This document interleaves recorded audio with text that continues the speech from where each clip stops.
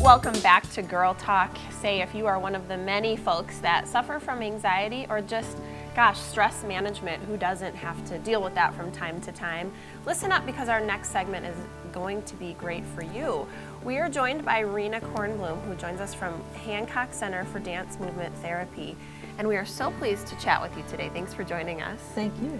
We've got lots of great props we're going to talk about.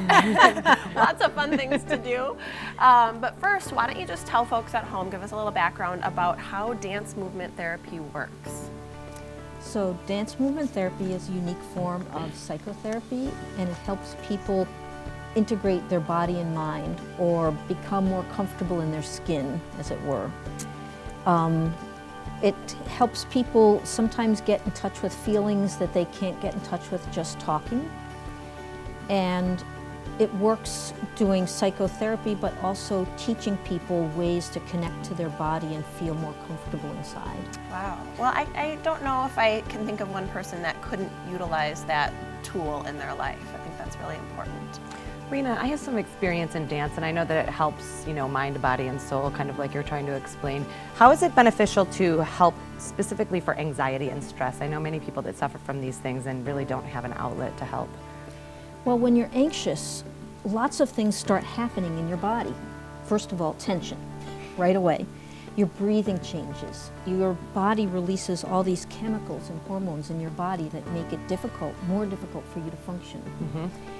And through movement exploration, you find ways to breathe differently and to calm down. Okay. So because anxiety and stress are very specifically connected to body responses, working with the body directly helps somebody. Okay. Wow. And let's talk a little bit more about the process of this. Now, if somebody comes in and wants to work with you, are you teaching them techniques? Are you diving more into their feelings? How does that work?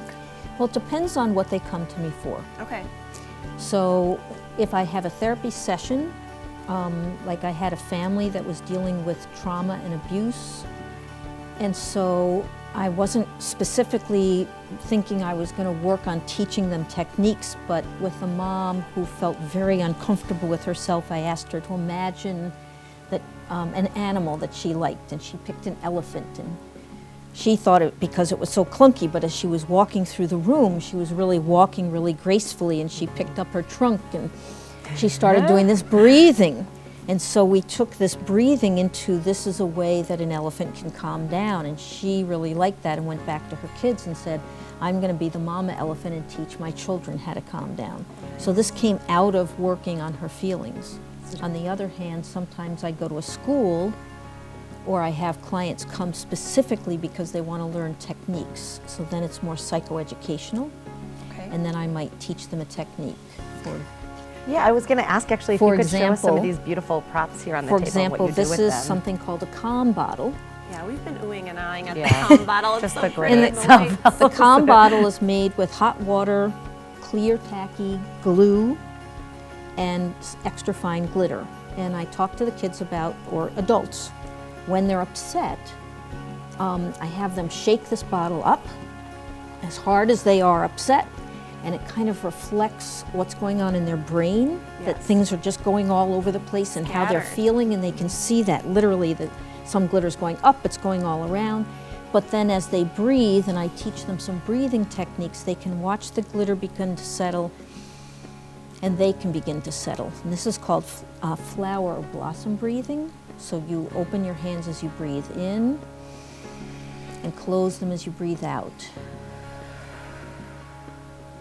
And then they might do that while they watch the calm bottle. We could use a few more of these. I think so. That's Very great, relaxing. even just the Very breathing nice. technique, but that's so beautiful. It does kind of, I don't know, in a way it makes you happy, and if you're looking to calm, I can see how that's an absolute benefit. And it's such a visual and tactile thing for especially a child to be able to handle something, shake it, and kind of get that out, and then start the process of chilling out. Just one of the many props. We barely got to anything. We were playing with some before we started, but if Rena can help you or your family, make sure you get in touch with her from Hancock Center for Dance Movement Therapy.